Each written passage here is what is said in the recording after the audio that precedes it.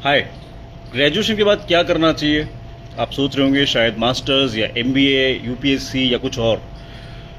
अगर आपको लॉ में, judiciary, corporate legal sector, legal consulting या पब्लिक सर्विस में इंटरेस्ट है तो 3 ईयर एलएलबी डेफिनेटली आप कंसिडर कर सकते हैं। और एक मिसकंसेप्शन यहाँ मैं क्लियर कर देता हूँ कि 3 ईयर एलएलबी कोई सेकेंड ऑप्शन नहीं है, आपका बैकअप ऑप्शन नहीं है। आप ग्रेजुएशन के बाद डायरेक्टली 3 ईयर लॉ कर सकते हो और उसके बाद आपके पास करियर के मल्टीपल ऑप्शंस होते हैं।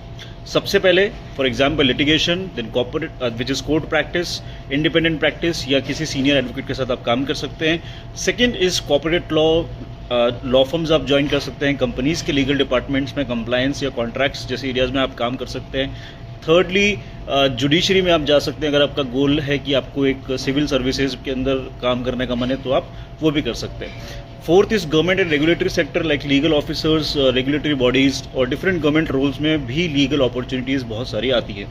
And fifth is legal research which is academics और टीचिंग में भी आप जा सकते हैं। अब बात करते हैं कॉलेजेस की, तो अगर आप 3 ईयर एलएलबी के लिए सीरियसली प्रिपेयर करना चाहते हैं तो कुछ नेम्स ज़रूर रिसर्च करके रखें। For example NLSIU Bangalore 3 year LLB honours, NLU Odisha का 3 ईयर एलएलबी है, faculty of university of Delhi है, गवर्नमेंट लॉ कॉलेज मुंबई है, ILS लॉ कॉलेज पुणे है।